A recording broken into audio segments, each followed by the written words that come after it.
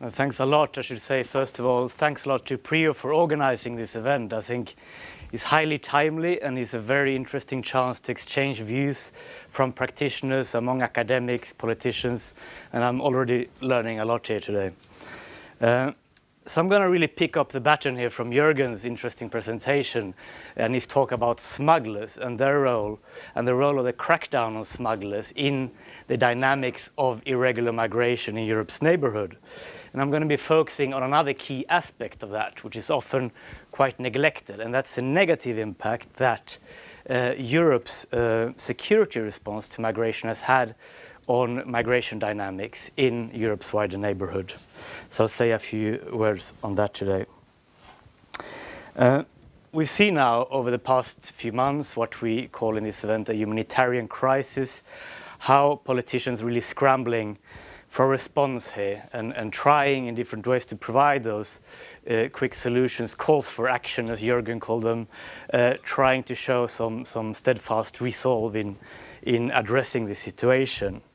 And one key plank of action, besides the crackdowns on smugglers, a highly simplistic crackdown on smugglers, I should say, is more collaboration with African states in policing migration, in further crackdowns on smugglers inland, in halting migration flows upstream, as it were.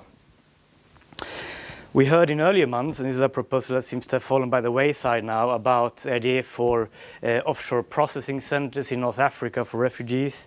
But now with last week's agenda on migration on European Union level, we hear about other proposals. We hear about migration liaison officers, EU migration liaison officers, stationed in third states, working on border management, pushing for more migration controls in these countries, pushing for more action against smuggling routes, more collaboration in border management, and so on and so forth. We also hear about ideas for a pilot reception centers for migrants in transit in Niger, and this is at the center of the map here on the route towards Libya, which would involve receiving migrants in transit, trying to convince them to sort of settle in the region and also inform them about the risks of the journey. So that type of initiative of making African states collaborate in halting these flows upstream. This might also sound quite reasonable on paper, but in fact what we forget, and I think is a case here of serial amnesia in Europe, in both our public debate and among politicians, in that these types of initiatives have been tried already numerous times over the past decade or more. And in fact, this very map is an example of that. It's called the IMAP, and it's a map produced to track and trace migrant routes through the desert from sub-Saharan Africa towards Europe. And it's really been one of the tools used by border agencies, including the EU Frontex border agency, to look at cutting flows upstream in earlier years. So I think what we're really seeing is, again, as Jürgen indicated, a scramble for a call for action and politicians grabbing what looks like a steadfast, strong solution, which besides the crackdowns on smugglers involves then more policing in Africa, pushing this to a distance, putting a distance between the border and these flows of people. The problem here is that it's not just an old strategy, but it's actually failed repeatedly also in the past decade. And I'm going to try to show how it's failed and how it's in fact become a key factor in creating the type of crisis we're now seeing at the borders. So it's been counterproductive. I'm afraid I only have one slide, so you'll have to keep staring at this map for a while, but it's interesting enough as it is. So just to give you a brief backstory, I think we already heard quite a lot about the history here, about the drivers, about the dynamics in the sort of long to medium term. But let's recall that it's only in the 1990s, with the closure of the external EU borders and the Schengen Agreement of free movement within Europe, that we start to see this type of boat migration along southern European shores. It's no coincidence that the first year when we saw regular arrivals of migrant boats in southern Europe, 1991, in Spain, was the same year when Spain instituted visa requirements for North Africans. So there's a clear parallel there in the growth of these clandestine entry routes and the policies and the possibilities of migrating legally into Europe. So in the 1990s, these routes were really dominated by North Africans, haragas, as you know, burners of borders. And then from around the year 2000 onwards, we started to see more sub-Saharan migrants coming onto these routes for complex reasons, partly to do with difficulties in North Africa, riots in Libya and so on, difficult living conditions in countries where many of them were in fact already working and settled. And this, especially these sub-Saharan migrants, who are numerically quite small statistically, we have to remember, and especially so in earlier years. Only a very small minority, we should recall, of immigrants to Europe enter by sea, and only a very small minority of all West African migrants, a region of concern to my work and to many policymakers, migrate towards Europe. Most stay within their own home region, move between countries in their home region. So we have quite a disproportionate attention to these flows over many years, despite the statistical smallness of the phenomenon. We've seen then, since the early 2000s, more and more policing and policy efforts to halt migratory flows. We've seen collaboration develop with North African states. Spain has taken the lead here, and it's Spain I've been focusing on in my research and routes from West Africa towards Spain. We've seen border fences, we heard about them before, Jürgen talked about them, razor wire put up around Spain's North African enclaves of Ceuta and Melilla, and more border policing cooperation a decade ago with Morocco, pushing routes further south towards the Atlantic route, towards the Spanish Canary Islands off the West African coast. We also had, and we heard about that earlier on, the Rabat process from 2006, which involved sort of more liberal, you can say, aspects of migration and development, protection of refugees, but crucially also policing of migration, externalization of border controls into African territories. And we've seen a similar thing happening now, as we heard, with the Khartoum process in the Horn of Africa. So the key idea in these collaborations, and has for more than a decade been, to subcontract and externalize the coercive policing of migratory routes into African territory, putting a distance between our borders, as we heard, and these migratory flows. And again, this might sound quite neat on paper, quite a suitable solution, but in fact it's generated a whole host of problems, and I'm just going to try to run through a couple of them here. First of all, it's created a real problem of accountability, because what we have now is a situation where policing of migratory flows is occurring to some extent on Europe's behalf in territories where we have very little transparency. We don't know what's happening. The abuse, human rights abuses occurring in many of these transit countries in these borderlands are not accounted for. There's very little control and very little recourse or redress for any migrants or refugees suffering such abuses. And I'm thinking here, for instance, of the repeated arbitrary and collective expulsions engaged in by Morocco to the borderlands with Algeria, by Algeria to the Sahara Desert, and the long, prolonged detentions in countries such as Libya of migrants and asylum seekers or refugees over many years. And this has happened at a time of very strong bilateral cooperation on migration with European states, such as Spain and Italy. So that's one aspect of this, the accountability problem. And another, perhaps more fundamental political problem is that we have, through this type of collaborations, exported the idea of migration as a security problem, as a threat to neighboring countries, which have their own mobility dynamics, which have in fact themselves often long been important migrant destinations in their own right. And that's the case not least in Libya. I tend to forget that now. I mean, the crisis, the chaos, the conflict, but for many years in the Gaddafi era, there was a major labor importer, not least from sub-Saharan Africa, many migrants coming there to work, to live, with no intention of going further into Europe. And again, as I said, in West Africa, similar case, a lot of intra-regional mobility, far outpacing the arrivals in Europe.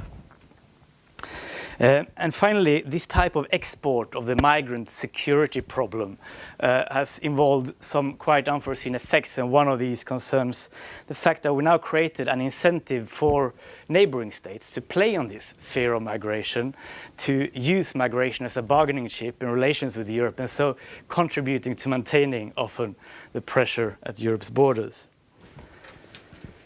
So we see that case of the use of this quite simplistic label of the transit state for political and economic ends at work in North Africa. We've seen it in Morocco, in a very subtle process over many years of using what some commentators have called the country's geographical wrench, situated on the cusp of Africa, the gates of Europe, to extract concessions from Europe, from Spain, in fields such as trade, fishing agreements, aid, thorny diplomatic question of Western Sahara, occupied Western Sahara, as well as mobility for their own citizens. We have now an EU mobility partnership with Morocco, involving, in theory, some limited mobility for Moroccan workers, but that involves clauses on controlling irregular migration, on strengthening border management, on targeting, in that sense, non-Moroccans on Moroccan soil, as well as a future possibility of a readmission agreement of third country nationals back into Morocco. And similar things happening elsewhere in Tunisia, Turkey, and so on. Another example, Libya, as I said, long an important migrant destination.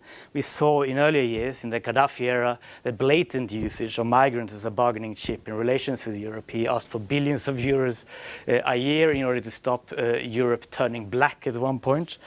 And we now have a legacy, I think, of that instrumentalization of migration, of that blatant usage of migrants as a bargaining chip in what we're seeing now in the conflict. When migrants are treated as fair game by pretty much everyone, by militias, security forces, bandits.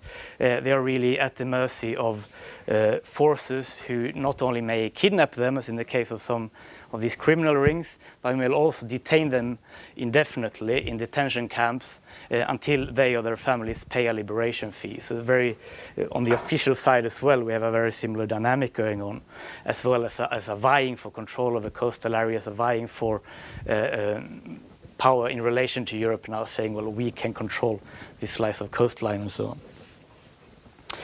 Another example, Mauritania, a desert state, a vast desert state with a tiny population on the West African coast, which became an important departure point for boat migrants around 2006 after routes had been pushed down from the Strait of Gibraltar to a much longer, more dangerous route to the Canary Islands. It's a country that's long, is a tiny population, as I said, is dependent on migrant labor from West Africa, Senegal, Mali, and so on, for years, for decades, in many of its sectors, in fishing, services, and so on. But it has, since it started border cooperation with Spain in particular, since 2006, involving patrolling, policing, more detentions, deportations down to the southern borders, made life increasingly difficult for West African migrants are in fact a key component of the local economy. It's also affected regional diplomatic relations in that, of course, having Mauritania and Senegal in this deportation and border control conflict of interest is not beneficial to either of them really in the long run. But this has all been facilitated by the focus on the so-called fight against irregular migration from Europe. It all sounds a bit gloomy here. We do have one success case we heard about earlier on as well, which is the route towards the Canary Islands from Mauritania and Senegal. And a success case simply in the official sense of halting this route, of stemming arrivals, pretty much like Australia is now doing the other side of the world. Well, this is then a model for the rest of Europe. I already indicated some reasons why it's not, in that you're affecting negatively, you're undermining regional mobility, you're creating very entrenched, very risky regional political dynamics. But there are also other side effects to this type of success story. And this is what I've been looking at to some extent in my research. We've had for now since 2006 a Frontex joint operation on the open seas here called Joint Operation Hera, involving the patrolling of African coasts by Spanish civil guards, Frontex vessels, and African security forces collaborating together, as well as deportations from the Canary Islands back towards West Africa. It's just been held up for many years as a benchmark in this type of collaboration with African states. We often forget what's going on behind the scenes here, which was, from the Spanish side, the lavishing of all sorts of gifts onto their reluctant African hosts. For instance, policing equipment for the security forces, extra pay to patrol migration both along the coast and inland in Africa, in Mali, in Senegal, Mauritania, as well as sweeteners in terms of development aid. They suddenly set up embassies across the region, launched development programs, a very ambitious Africa plan for development, all on the back of this concern with fighting irregular migration. It's an instrumentalized use of development aid here going on. So it was quite a big political and financial investment of Spain in getting these countries on board, in both deportations and in controlling migration in this highly mobile region, as I said. Success here really owed a lot to the very weak bargaining position of these states. Let's remember Mauritania, Mali, Gambia, Guinea, also Senegal to some extent are poor nations, much poorer certainly than North African countries who have a lot more at stake in migration, who have a lot more resources to draw on, who will not be as easily convinced to collaborate in this sense as were the West Africans back in 2006. So it's very hard to extend this model elsewhere. And by the way, that's a similar case in Australia, and involved very poor Papua New Guinea and so on in offshore processing. It's very hard to extend that to North Africa. But even so, with this ease of collaboration, I heard a lot of stories during my fieldwork, and this is a view from the south from my title, I suppose, of how border police in Senegal or in Mali were quite discontent with the resources they were giving to patrol migration. They wanted more funding, more resources, more equipment. The Europeans were not stepping up to the plate. They were not doing enough. There's always a call for more and more resources to do this and to keep them happy, to keep them on board. We're creating a circular relationship here based around this control of these migratory flows. Similarly, among locals, potential migrants, actual migrants, and deported migrants, we also see a very clear awareness of what's going on here in terms of, as you heard before, this industry of migration controls. As they saw it, deportees, for instance, I talked to, everyone's eating from migration in their words, and that's not just the border police, it's also the aid sector working on risk awareness, highlighting the risks of irregular migration and so on, and politicians, ministries, everyone with a finger in this border control pie. And this is quite ironic, the whole focus on risk awareness, I should say, by the way, because as we heard earlier on as well, people are quite aware of these risks of the journey. And in fact, that was a key part of why many of them embarked, was to prove that they were ready to risk their life for their families, to make something of their life. And in fact, the motto for these boat journeys was Barça wala Barzakh in Wolof, which is Barcelona or death. It kind of says it all, I think. So, and a final reason for the success, very quickly, in terms of deportations, was that the Canary Islands, let's remember, it's very far from European shore. It's quite easy to deport people. You cannot, again, replicate that model very easily in an onshore, if you will, European setting. So that's another part of the puzzle. Anyway, a quick return to the present here and what I said from the migration agenda. The focus on Niger, on a new reception center, more border management, border control, also risk awareness among migrants. We already said that migrants are often very well aware of the risks, thank you very much. And they also have very little intention of settling down in a very poor, insecure country such as Niger. But another aspect of this, as I mentioned, is that the more we focus on these migration controls within the region, the more unhospitable we're going to make life for migrants here. So we're actually undermining that very objective by focusing so much on border controls.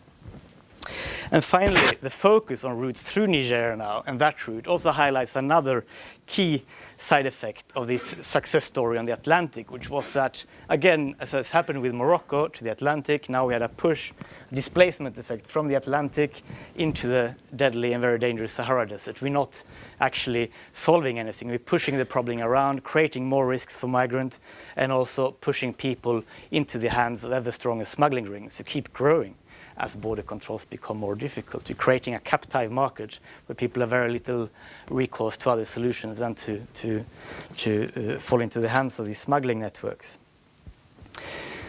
So To sum up then, we keep hearing about these African collaborations in policing as solving something, but in fact, as I'm saying here, we're actually creating a vicious cycle here of more investments, more controls, and the failure of these controls feeding demands for ever more controls at the same time. We keep repeating the same solution again and again, hoping for a different result the next time. It's not going to happen. It's going to keep coming back to bite us. I think we can break this cycle by a different type of cooperation. We can, of course, continue and increase support for the very large refugee receivers, say in Syria's neighborhood, who take in the vast majority of the world's refugees. Europe is not doing that. Countries such as Lebanon, with 1 million Syrians in it, are doing that. We need to increase support there. We also crucially need to create some legal pathways into Europe, not least to undermine the smuggling business, because if we don't leave any way out, we're going to increase the profits in that business. We're going to increase the hold on migrants and refugees within that market. We also need to start shifting down the rhetoric, de-escalating, normalizing migration in a sense. And that might involve, for instance, pushing for a decriminalization of irregular migration, which now is criminalized in Morocco, Tunisia, Algeria, for instance. We heard about the Horn of Africa earlier on, and that's partly because of this cooperation in European border controls that we have that very hostile environment there. Similarly, pushing for better reception conditions in countries such as Egypt will also be key to improve the situation, improve, again, regional mobility and regional possibilities. So to sum up, as a couple of words, we need to start reframing migration not as a security issue in need of more policing cooperation, but instead as a complex socio-economic force that can actually yield substantial benefits both to Europe and to the neighborhood. Thank you.